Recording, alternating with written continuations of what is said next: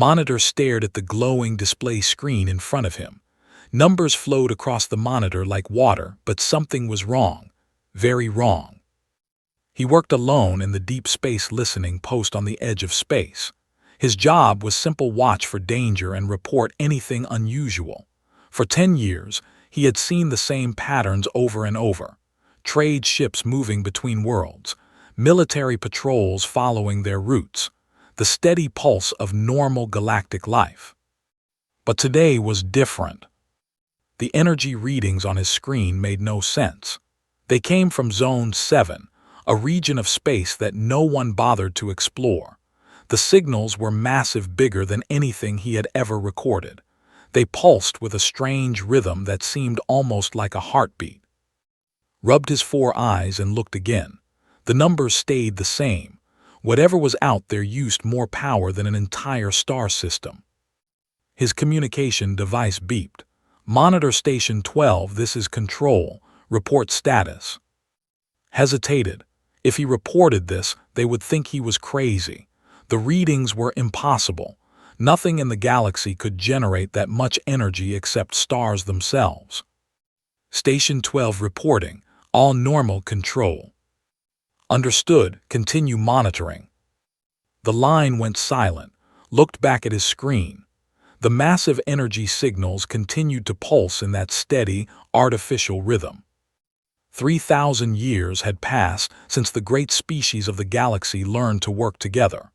The Galactic Council kept peace between hundreds of different worlds and peoples. Everyone knew their place in the order of things. The Empire controlled the biggest war fleets. Their dark gray ships moved through space like hunting predators. Each cruiser stretched 2 kilometers long and carried enough weapons to destroy a small moon. They were proud of their military strength and reminded everyone of it often. The Ethereal Collective had the best defensive technology. Their ships shimmered like ghosts, protected by shields that could stop almost any attack. They preferred to avoid fights, but when cornered, their defenses made them nearly impossible to destroy. The Republic built the strongest fortresses. Their worlds bristled with massive weapons that could reach across entire solar systems. Any enemy fleet that tried to attack space would face death from 1,000 directions. Smaller species filled other roles. The Helix traders moved goods between worlds. The Peaceful Assembly handled diplomatic talks. The builders constructed space stations and orbital cities. Everyone had their job, and the galaxy stayed stable. Ship sizes followed strict rules across all species. Scout ships were small and fast. Frigate ships carried light weapons and small crews. Cruiser ships were the backbone of any fleet. The largest ships were called dreadnoughts, but very few had ever been built. They cost too much and took too long to construct. The biggest ship anyone had ever seen was the flagship Dark Conquest. It measured exactly 2.7 kilometers from front to back and required the resources of 3 entire worlds to build. They boasted that it was the most powerful weapon in the galaxy. Most species agreed. The idea of building something larger seemed impossible. The engineering problems alone would crush any civilization that tried. Saved his strange readings to a secure file. Maybe the sensors were broken. Maybe space storms were causing false signals.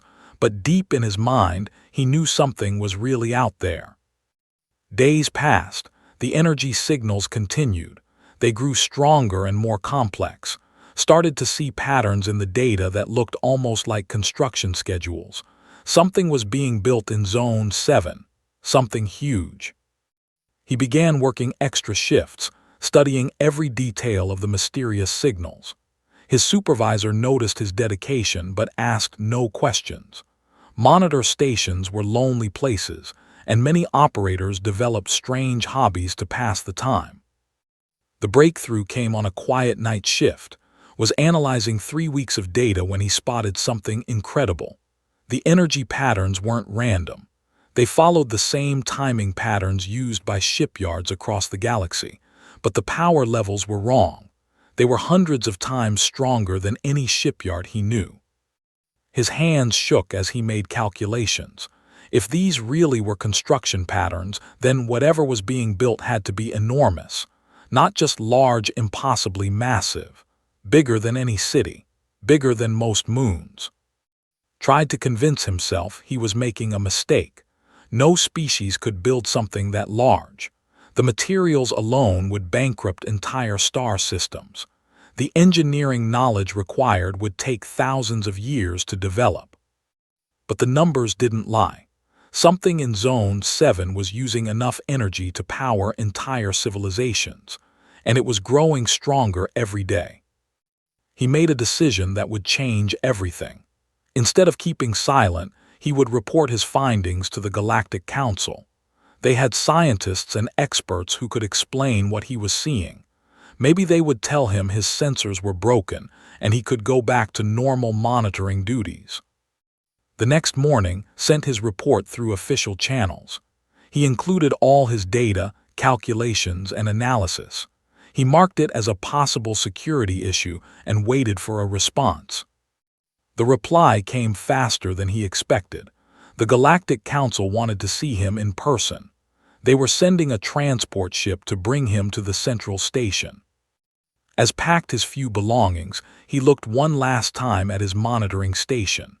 The energy signals from Zone 7 continued their steady pulse.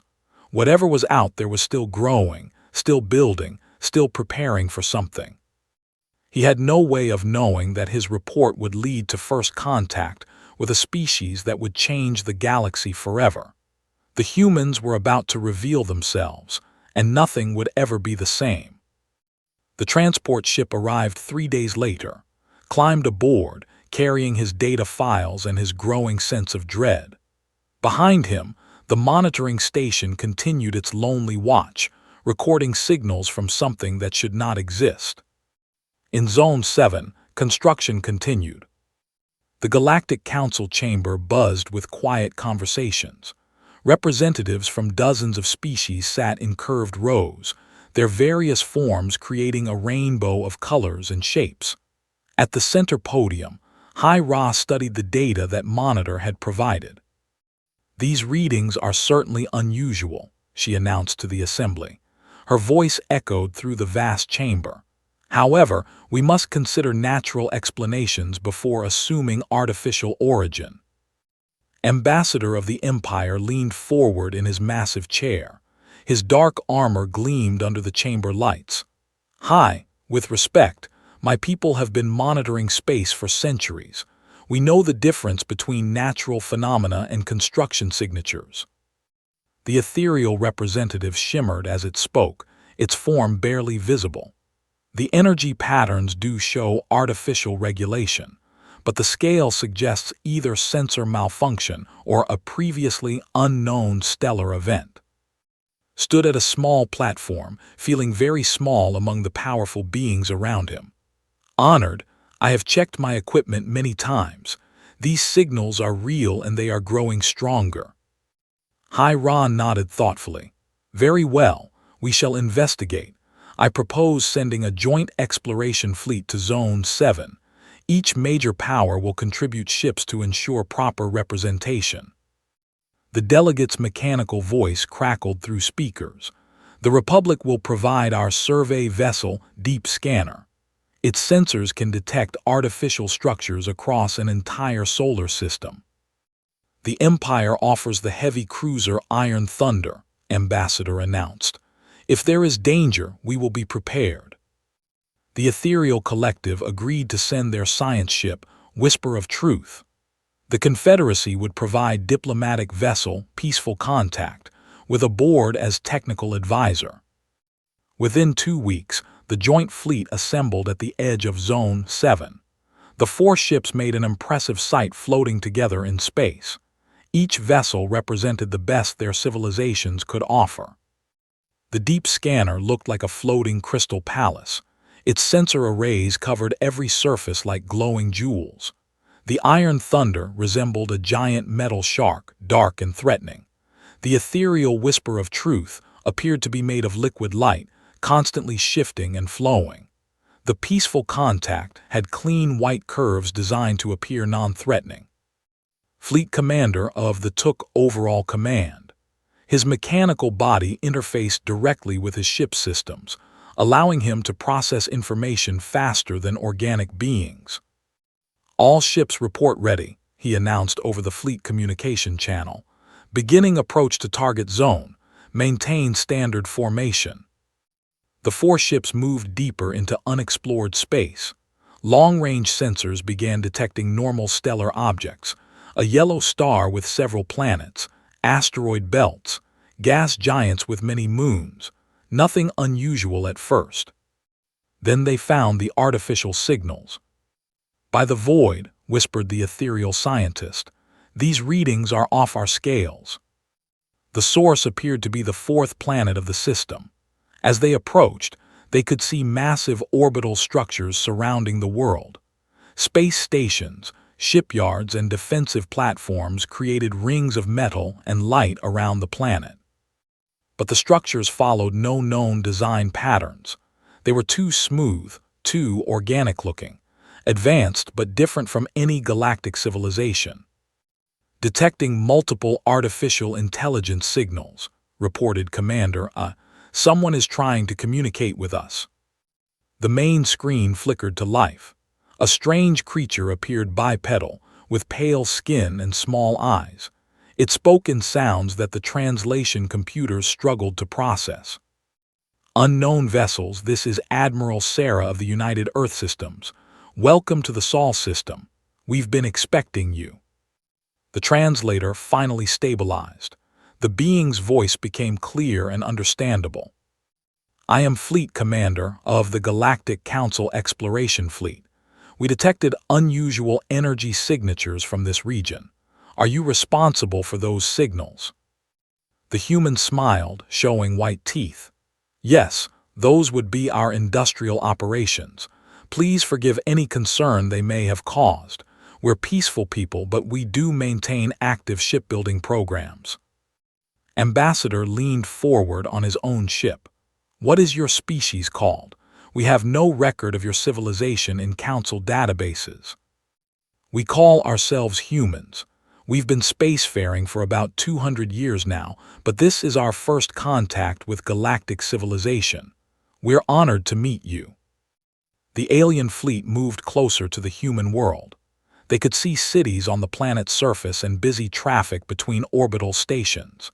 Everything looked normal, even primitive by galactic standards. The human ships they observed were standard designs, frigates around 300 meters, cruisers reaching 1.5 kilometers. Admiral invited the alien representatives aboard her flagship for formal first contact ceremonies.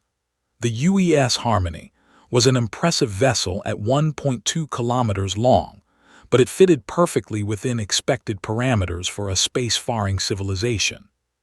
The meeting took place in a clean white conference room. Admiral was a middle-aged human female with graying hair and calm eyes. She wore a simple blue uniform with minimal decorations. We're very excited to learn about galactic civilization, she said as they sat around a large table. We've always wondered if other intelligent species existed. Commander studied the human carefully. Your technology appears quite advanced. How many worlds does your species control? We have colonies on 12 worlds in nearby systems. Nothing too impressive by galactic standards, I'm sure. We focus more on peaceful development than expansion. The ethereal representative shimmered with curiosity. Your ship designs are elegant. Do you build larger vessels? Admiral nodded. Oh yes, we have various ship classes for different purposes. This diplomatic vessel is actually on the smaller side of our cruiser designs. We prefer to keep our larger ships for system defense. Ambassador's warrior instincts were alert. What is the largest class of vessel your people construct? The human admiral paused for just a moment. We maintain several ship categories above cruiser class, for peaceful purposes, of course. Exploration, deep space construction, that sort of thing. Noticed that she hadn't actually answered the question. Throughout the meeting, Admiral was friendly and helpful, but she seemed to deflect specific questions about human military capabilities. The cultural exchange continued for several days. Humans appeared eager to learn about galactic history, trade opportunities, and diplomatic protocols. They seemed to fit perfectly into the existing order, another species that would find their niche and contribute to galactic stability. But small details bothered some of the alien observers. Human orbital shipyards were enormous, much larger than needed for the ships they saw. Background radiation suggested the yards could construct vessels over 10 kilometers long, which seemed wasteful for a species that built cruisers. Human military manuals referenced something called Standard Engagement Protocols and Titan-class deployment authorization, but no specifications were provided. When asked, human officers politely explained that such information was classified for security reasons. As the alien fleet prepared to leave, Admiral made a final announcement. "We look forward to joining galactic civilization and contributing to universal peace. Earth stands ready to assist with any threats to stability that might arise." Her words were diplomatic and reassuring, but noticed something in her tone, a quiet confidence that seemed out of place for a species just learning about the galaxy. The joint fleet departed Sol system with positive reports. Humans appeared to be peaceful, technologically capable, and eager to integrate with existing galactic society. The mysterious energy signals were explained as normal industrial activity. But questions remained. Why did humans build such oversized shipyards? What exactly were Titan-class vessels? And why did Admiral speak about contributing to galactic peace with such certainty? Those answers would come sooner than anyone expected. 3 months after first contact, trade delegations began visiting human space regularly. The humans were excellent trading partners. They offered rare minerals, advanced computer systems, and beautiful artwork in exchange for galactic technologies and cultural knowledge. But couldn't shake his growing unease. He had been assigned to the permanent observation post at the edge of human space. His job was to monitor traffic and report any unusual activities. What he found instead were small details that didn't make sense. Human cargo manifests listed materials that could only be used for military construction. Massive amounts of rare metals, energy crystals, and armor plating moved between their worlds. When questioned, human officials explained they were building infrastructure projects and deep space facilities. The energy readings that had first attracted attention were still there, stronger than ever. They came from locations far from any known human colonies, deep in empty space where no civilian activities should exist. Filed regular reports, but his superiors seemed uninterested.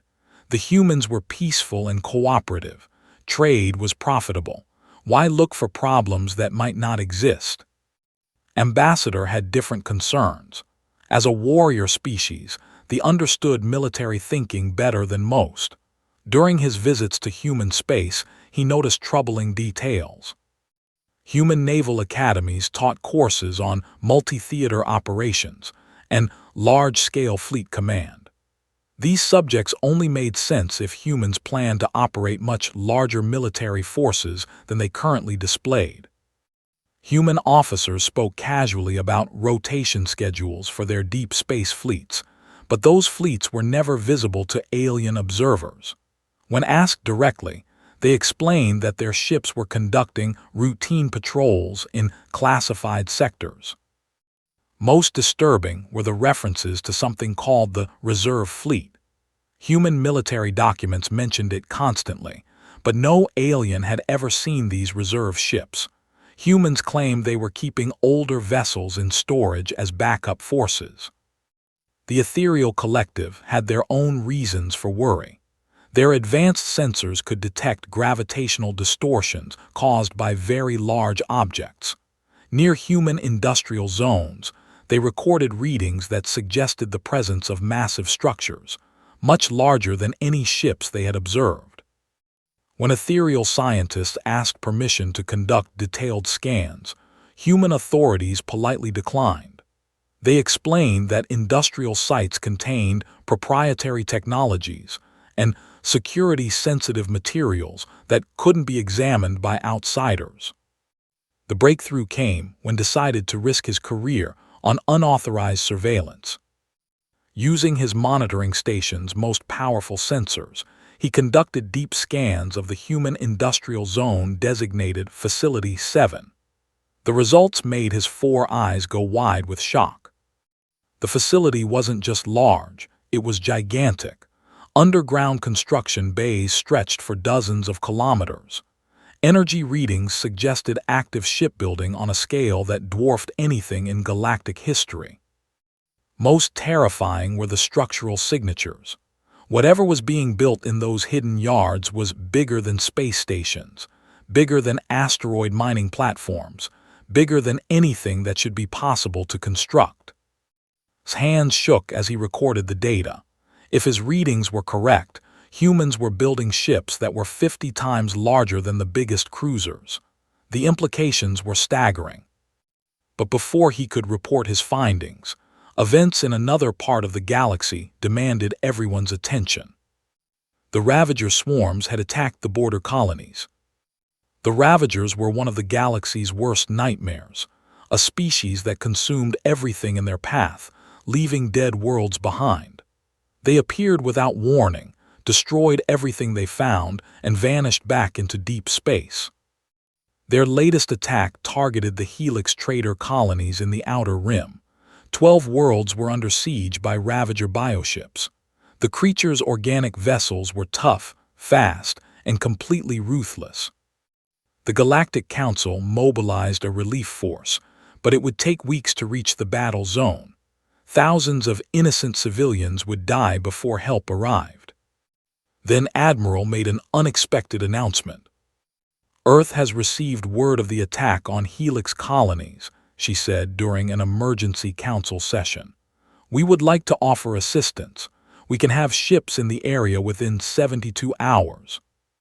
Commander O was skeptical. "Admiral, with respect, the Outer Rim is very far from human space.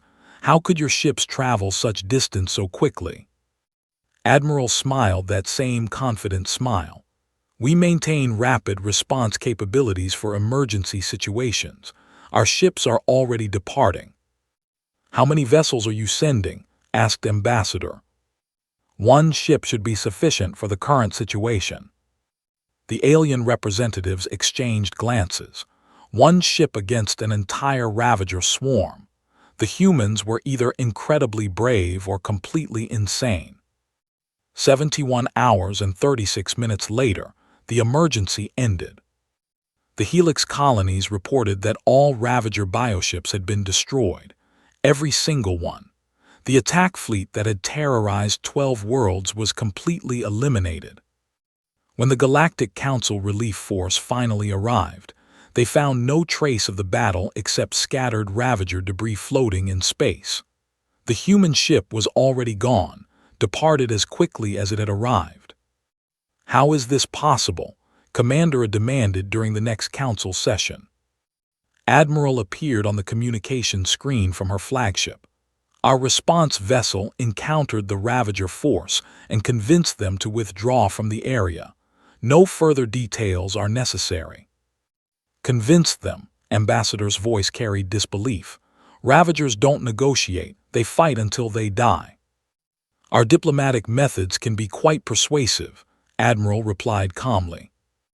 But had been monitoring communications during the battle. He had recorded massive energy discharges from the conflict zone, the kind of readings that only came from heavy weapons firing continuously for hours. The Ravagers hadn't been convinced to leave. They had been annihilated. More disturbing news came from intelligence sources. Their spy networks in the Outer Rim reported witness accounts of the battle. Helix colonists claimed they had seen something impossible, a single human ship larger than their entire space station, destroying hundreds of Ravager bioships with weapons that lit up the entire solar system. But when investigators arrived to confirm these reports, the witnesses had changed their stories. They now claimed the battle had taken place too far away to observe clearly. The human ship had been about normal cruiser size, and the Ravagers had probably just retreated. Someone had convinced an entire colony to lie about what they had witnessed, or maybe they had been made to forget. Compiled all his evidence into a classified report, the energy signatures from human space, the massive construction bays, the impossible victory over the Ravagers, the witness accounts that didn't match official records. His conclusion was terrifying but unavoidable.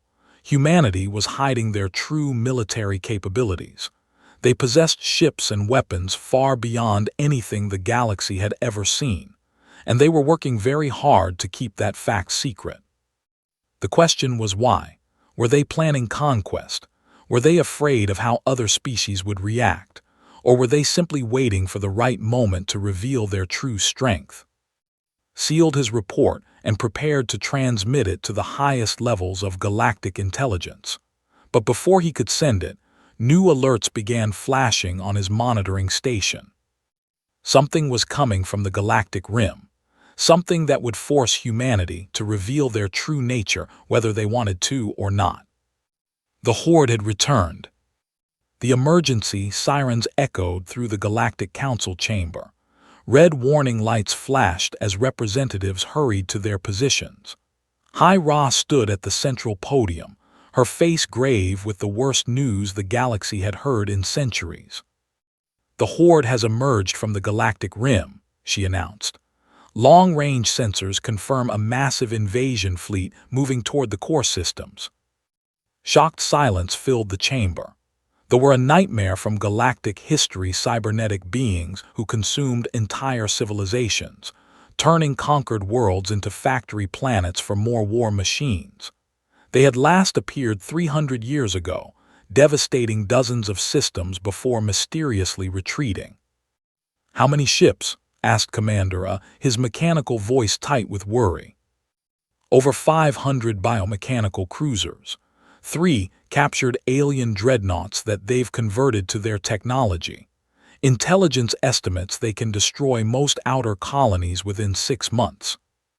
Ambassador stood up, his massive form dominating his section of the chamber. "The Empire offers our entire battle fleet, 200 heavy cruisers and 50 dreadnoughts. The Republic pledges all available fortress ships and defensive platforms," announced their delegate. One by one, every species committed their military forces to the defense. Within hours, over 1,000 ships were mobilizing for the largest space battle in galactic history. But everyone knew it wouldn't be enough. They fought with the accumulated technology of dozens of conquered species. Their biomechanical ships could repair themselves during battle, and they never retreated unless completely destroyed.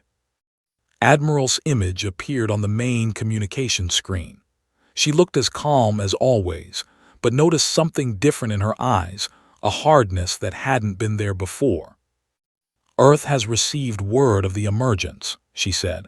"We would like to contribute to the galactic defense effort." High Ra nodded gratefully. "Any assistance would be appreciated, Admiral. How many ships can your people provide?" "We're deploying a Titan-class vessel to assist with the defense." Silence filled the chamber. None of the alien representatives had ever heard that term before. "Admiral," Commander said carefully, "could you clarify what you mean by Titan-class? That designation doesn't exist in standard galactic naval classifications." Admiral's expression didn't change. "It's a human classification for our largest defensive vessels. Don't worry, it's designed specifically for situations like this." "How large are we talking about?" asked the ethereal representative. "Large enough," was all Admiral said. The alien fleet assembled at Rally Point Alpha, a massive staging area in neutral space. Ship after ship arrived from across the galaxy, sleek ethereal cruisers, massive battleships, bristling fortress vessels, and hundreds of smaller craft from minor species. watched from the bridge of the command ship, Unity's voice. He had been assigned as a technical observer, but his real job was to watch for the human contribution to the fleet. For 2 days, the alien armada grew larger and more impressive. Over 1,200 ships now floated in formation, representing the combined military might of galactic civilization. It was the most powerful force ever assembled. But the humans were still missing. "Where are they?" muttered Fleet Admiral, the overall commander of the defense force. "They will reach the outer colonies in 4 days. We need every ship we can get." Then sensors detected something approaching from human space. At first, it registered as a single contact moving slowly toward the rally point. But the energy signature was wrong, much too large for a normal ship. "Admiral," he called out, "I'm detecting an incoming vessel from human space, but the readings don't make sense." "What do you mean?" Admiral demanded. Stared at his instruments in disbelief. "Sir, the mass readings suggest something 50 kilometers long. That's impossible." "Check your sensors, monitor. No ship could be that large." But as the object approached, it became visible to the naked eye. What emerged from hyperspace was not a ship in any sense that galactic civilization understood.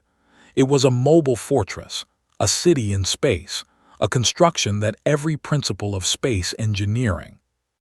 The UES Leviathan stretched 50 kilometers from bow to stern.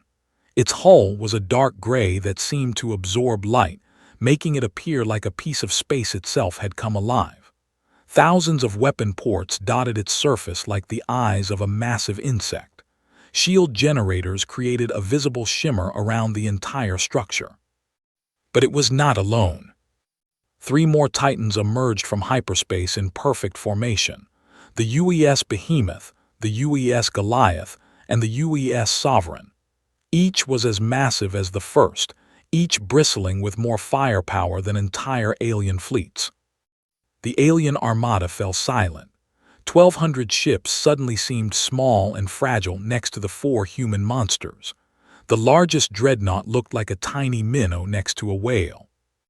Admiral's voice came over the fleet communication channel, as calm and polite as ever. "Titan Fleet reporting for duty, Admiral. We're ready to assist with the defense." Admiral's voice came out as a whisper. What are those things?" "Defensive vessels, as I mentioned. Each Titan-class ship is designed to provide maximum protection for friendly forces and civilian populations." Was frantically scanning the human ships with every sensor he had. The readings were beyond anything in his experience.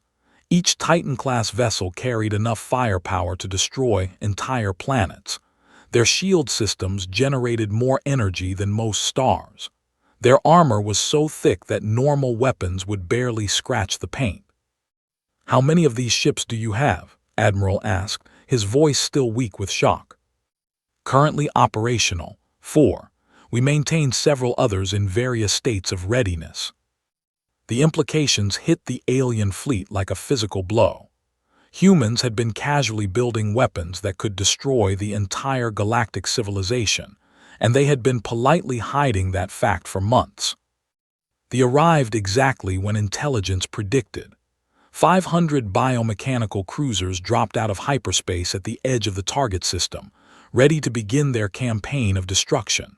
Their ships were ugly things, organic curves mixed with mechanical weapons, living metal that pulsed with its own dark life. The alien fleet moved to intercept, following battle plans developed over centuries of military thinking. They would form defensive lines, concentrate firepower on isolated targets, and try to wear down the through superior tactics. The human Titan-class vessels had different ideas. The UES Leviathan accelerated toward the formation with shocking speed for something so massive. Its weapon systems began powering up, creating energy readings that made nearby ship sensors overload. What followed was not a battle. It was a demonstration of absolute technological superiority. The Leviathan's main guns fired streams of pure energy that cut through space like swords of light. Each blast vaporized multiple ships instantly, turning them into clouds of superheated gas. Secondary weapons filled space with missile volleys that tracked down fleeing enemies with relentless precision. The other three Titans spread out, creating a cage of destruction around the fleet. The Behemoth's weapons specialized in area denial, creating fields of energy that destroyed anything that tried to pass through them. The Goliath used massive beam weapons that could slice capital ships in half with single shots. The Sovereign deployed swarms of automated fighters that moved like living things, hunting down damaged enemies. They tried to fight back. Their biomechanical ships concentrated all their firepower on the nearest Titan, hoping to overwhelm its defenses. Thousands of energy bolts, missiles, and plasma torpedoes struck the Leviathan's shields. The attack had no visible effect. The human ship's barriers absorbed the assault without even flickering. Return fire vaporized the attacking ships before they could reload. In 6 hours, it was over. 500 cruisers were destroyed. 3 captured dreadnoughts were reduced to floating scrap metal. The invasion force that had threatened the entire galaxy was completely annihilated. The human ships suffered 0 damage and appeared to have used only a fraction of their available ammunition. Admiral's voice came over the fleet channel, still carrying that same polite tone. "Threat neutralized, Admiral. The invasion force has been eliminated. Titan fleet returning to normal patrol duties." The alien fleet floated in stunned silence, surrounded by the debris of their worst nightmare. The humans had just casually solved a crisis that would have devastated galactic civilization. And they acted like it was just another day at the office. Realized with crystal clarity that everything had changed. The careful balance of power that had maintained galactic peace for 3,000 years was gone. Humans weren't just another species finding their place in the galactic order. They were the new rulers of the galaxy, whether they admitted it or not. The emergency session of the Galactic Council convened 3 days after the annihilation. Representatives from every major species sat in their curved chambers, but the atmosphere had changed completely. The confident voices and proud declarations were gone, replaced by nervous whispers and uncertain glances. Admiral stood at the speaker's podium, looking exactly as she had during first contact 6 months earlier. Same calm expression, same polite smile, same simple blue uniform. But now everyone knew what kind of power stood behind that diplomatic facade. "Honored," she began in her usual courteous tone, "I want to address the concerns that some of you may have about recent events." Hyra leaned forward in her chair. Her normally steady voice carried a slight tremor. "Admiral, I think we would all appreciate some clarification about the true extent of human military capabilities." Admiral nodded thoughtfully. "Of course, transparency is important for good diplomatic relations." She activated a holographic display that filled the center of the chamber. The image showed a detailed schematic of human space, with dozens of star systems connected by shipping lanes and communication networks. Humanity currently maintains 12 active Titan-class vessels in various patrol sectors, she announced casually, as if discussing weather reports. "We also have construction facilities capable of producing additional units as needed." Ambassador's massive frame shifted in his seat. 12 ships like the ones that destroyed the... Actually, the 4 vessels you observed represent our older design generation. We've made significant improvements in recent years. The implications hit the chamber like a physical wave. The 4 ships that had casually eliminated the galaxy's worst nightmare were considered outdated by human standards. Commander A's mechanical voice was barely above a whisper. "How long have you possessed this level of technology?" "Our first Titan-class vessel was completed about a century ago. We've been refining the design ever since." Felt his 4 eyes go wide. Humans had possessed galaxy-conquering weapons for longer than most species had known they existed. During all the diplomatic meetings, trade negotiations, and cultural exchanges, they had been sitting on enough firepower to destroy galactic civilization thousands of times over. Why? The question came from the ethereal representative, its shimmering form pulsing with confusion. Why hide such capabilities? Why pretend to be a minor species? Admiral's expression became more serious. Because we've studied your history, honored all of it. She gestured, and the holographic display changed to show a timeline of galactic conflicts. Hundreds of wars, conquests, and genocides flashed past in a rapid sequence. In the past 3,000 years, your galaxy has experienced over 200 major conflicts. Entire species have been wiped out. Billions of innocent beings have died. Planets have been rendered uninhabitable. And why? Because someone always believes they deserve more power than they have. The chamber fell silent as the historical record played out before them. Every representative could see their own species' conflicts highlighted in the data. We realized early in our spacefaring development that the galaxy operates on a simple principle. The strongest species dominates until someone stronger comes along. This creates an endless cycle of violence and suffering. Admiral's voice remained calm, but her words carried the weight of absolute certainty. Humanity decided to end that cycle. Hira found her voice by building weapons of mass destruction. By building weapons so powerful that using them becomes unthinkable. Our Titan-class fleet doesn't exist to conquer, it exists to make conquest impossible. The human admiral activated another display showing detailed analysis of every major galactic military force. Ship counts, weapon capabilities, tactical doctrines, supply chains, everything was laid out with frightening precision. We've been observing galactic civilization for over 2 centuries. We've studied every conflict, analyzed every military strategy, every weapon system.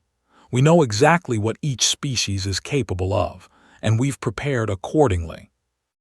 Ambassador's warrior instincts finally overcame his shock. You've been spying on all of us. We've been learning from your mistakes. Every war you've fought has taught us better ways to prevent the next one. Commander processed the information with mechanical precision. You're saying that humanity has achieved such overwhelming military superiority that no other species can threaten you. More than that, Admiral replied. We've achieved enough superiority that no species can threaten each other while we're watching. The truth settled over the chamber like a heavy blanket. The careful balance of power between the Empire, the ethereal collective, and the Republic no longer mattered. None of their fleets could stand against a single human Titan-class vessel, much less 12 of them. What do you want from us? The question came from a minor species representative, a small being whose people had always lived under the protection of larger powers. Admiral's expression softened slightly. The same thing we've always wanted: peaceful coexistence, mutual cooperation, and the free exchange of knowledge and culture. Nothing has to change in terms of how we interact with each other. Except that you now hold absolute power over all our lives, said the ethereal representative. We've always held that power, Admiral replied quietly. The only thing that's changed is that you now know about it. She gestured toward the door where 2 figures waited, a young human male and an elderly female, both wearing simple civilian clothing. I'd like you to meet Dr. James Wright, our chief historian, and Professor Ra, our galactic cultural consultant. They've been working together for 15 years, studying the best ways for different species to live together peacefully. The elderly stepped forward, recognized her as a famous philosopher who had disappeared from academic circles years earlier. Humans asked for my help in understanding galactic society, she said in her creaky voice.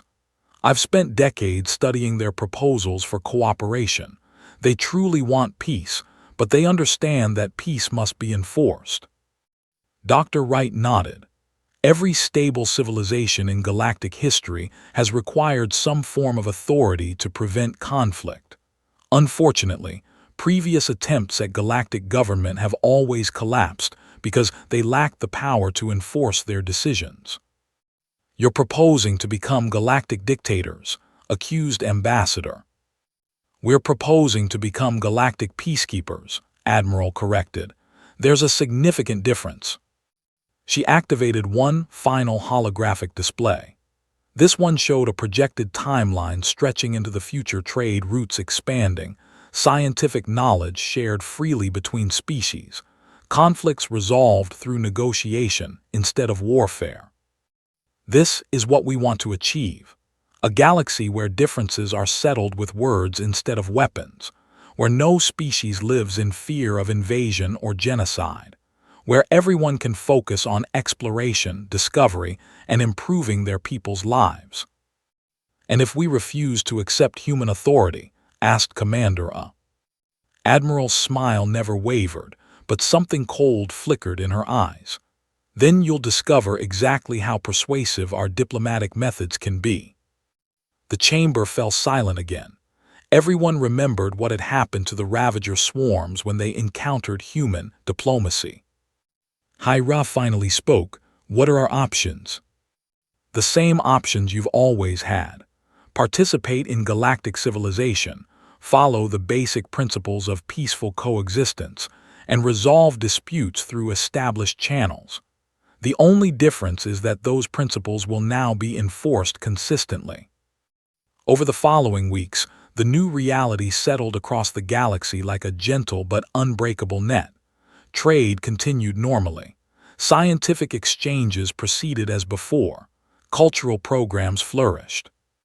But several things changed quickly and quietly. Pirates and raiders found their ships mysteriously disabled whenever they attacked civilian targets. Aggressive military buildups were met with polite but firm suggestions to reconsider. Border disputes were resolved through arbitration instead of force.